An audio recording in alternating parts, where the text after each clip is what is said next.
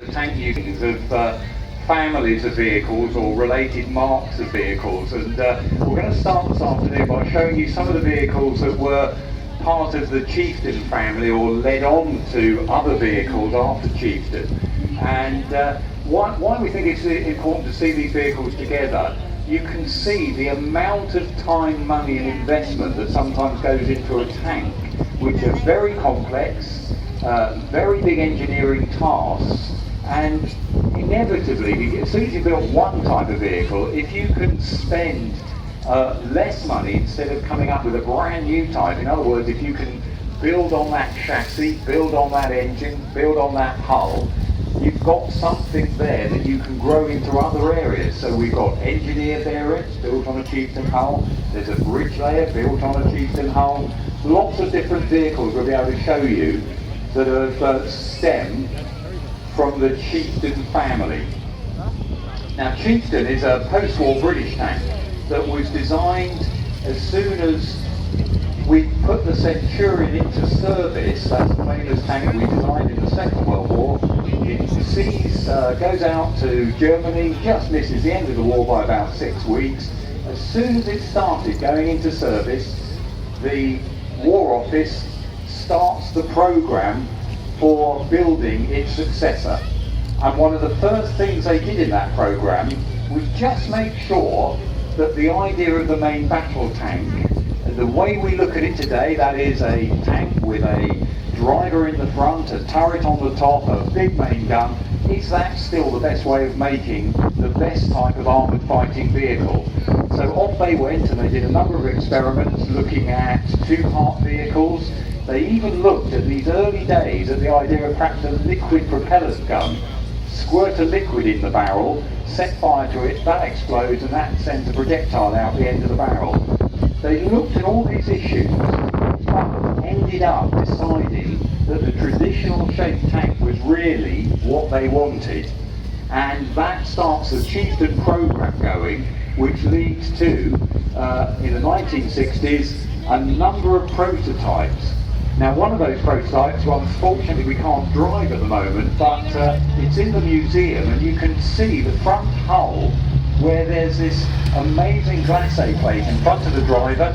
Driver's almost lying down to drive the tank.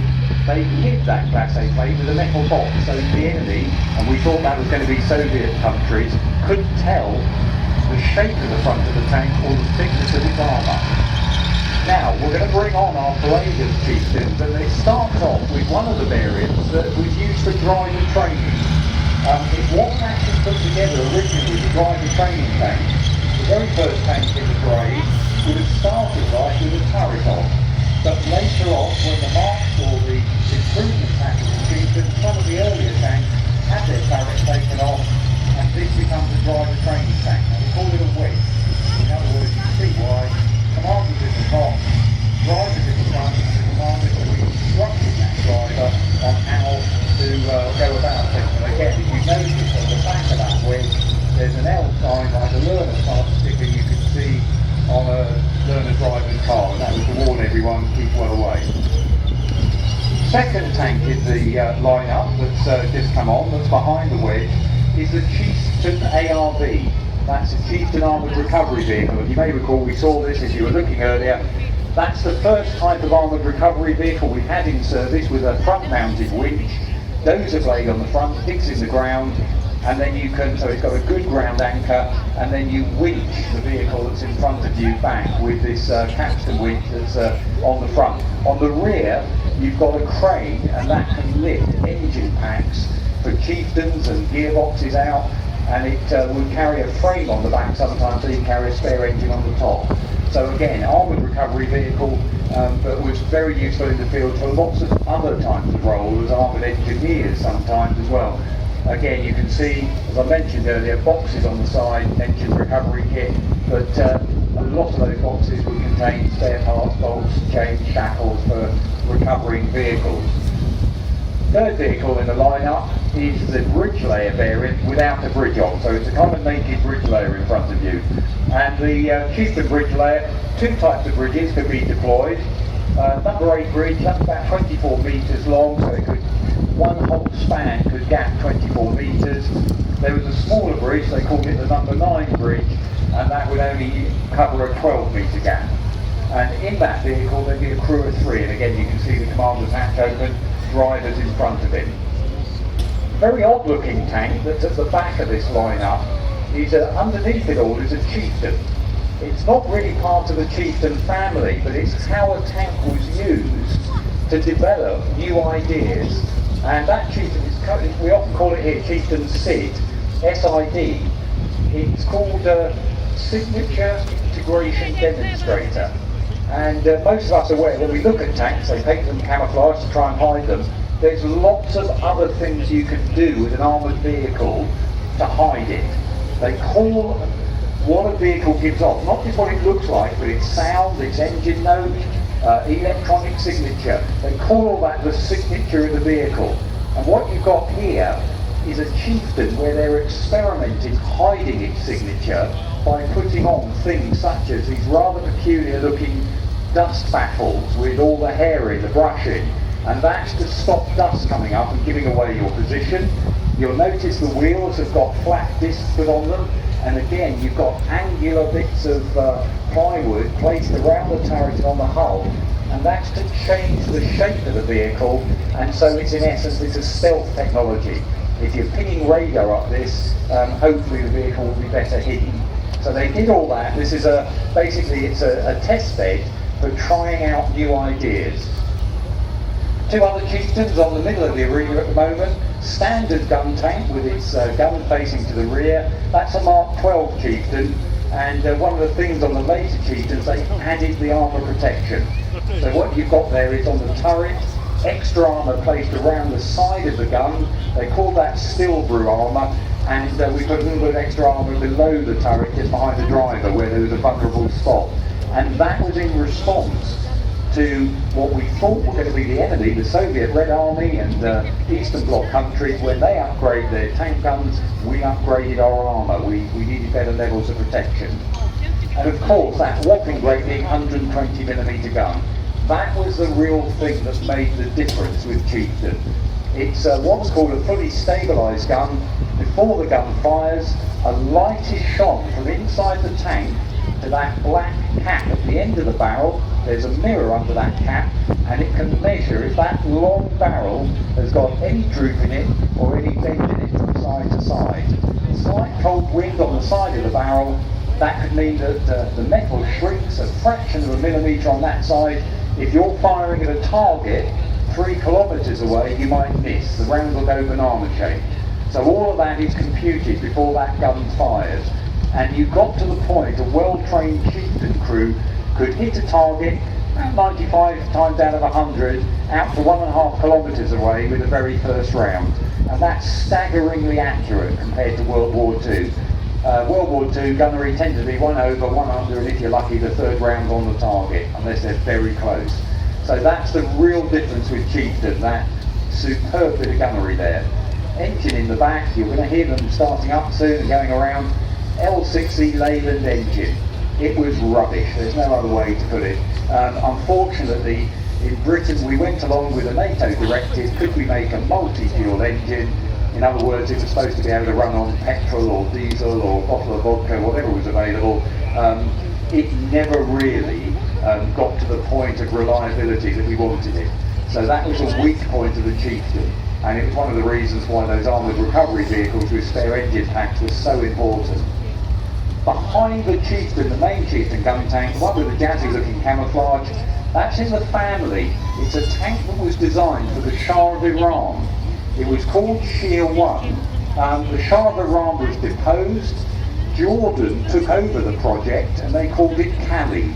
And if you look at the rear end, they weren't stupid, they didn't want the Chieftain, they wanted its superb gun, superb turret. What they didn't want was that bad engine. So for the first time they start putting the new type of engine in the back, which is basically a Perkins V12 diesel engine. And that's the same engine they then put in the tank that's on top of the mound, traversing its turret. That's the Challenger 1. That was another tank Shia 2 that was being designed for the Shah of Iran. The Shah, as we all know, was deposed in about 78. The British Army took over the Shia 2 project. Their own tank design was having trouble at the time, so we ended up taking over that project, and that became Challenger 1. So you can see there's a connection there between all those different vehicles. They've got a bit of a family history together. Challenger 1 on the top there, that very tank was commanded by Arthur Denaro in the Gulf War. It was the first tank in British Army service that actually had this secret armour called Chobham armour fitted. Chobham, just off the M3, it was where they designed in the 60s a laminate armour that was made of ceramic, rubber, all sorts of clever things. You can find out a bit more on the internet. We can't tell you everything or we'll have to kill you because it's still top secret. But a very sophisticated way of putting materials together that had greater stopping power than its weight or its space in steel. And that Challenger 1 was the first tank we actually fitted it to. We gave the Challenger or the Chobham armour secret away to the Americans, and that ended up on the Abrams tank. It actually influenced their design for Abrams when they realised how effective Chobham armour is. And earlier today we saw the British Army's Challenger 2 going around. That has Chobham armour on. It's developed. At the moment we have something called Dorchester Level 2 armour on our Challenger 2 tanks, tremendously effective at stopping a multiple range of weapons being fired at it. And as I mentioned earlier as well, like our Challenger 1, when tanks go off to war now, we add extra armour onto the outside. So that Challenger 1, when it went to go off, had armour fitted on the front and on the side in extra tanks. Now, as they move on, you can hear that very distinct noise of the L-16. One of the problems as well was there was actually certain breed of vectors that I think we now have to use those. And of course, anything like that keeps you away from the but in the rear, not only can you make it, but also can you not hear it. And it's run into the factory.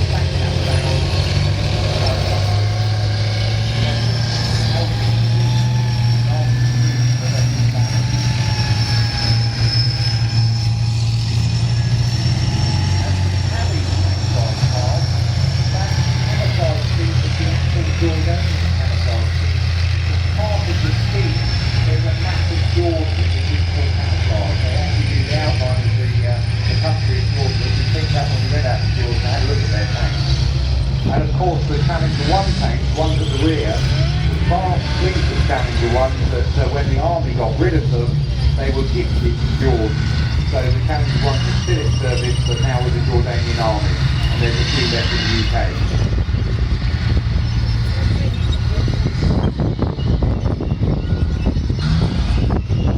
So that's a lineup of our Chieftain family that are heading off for the moment.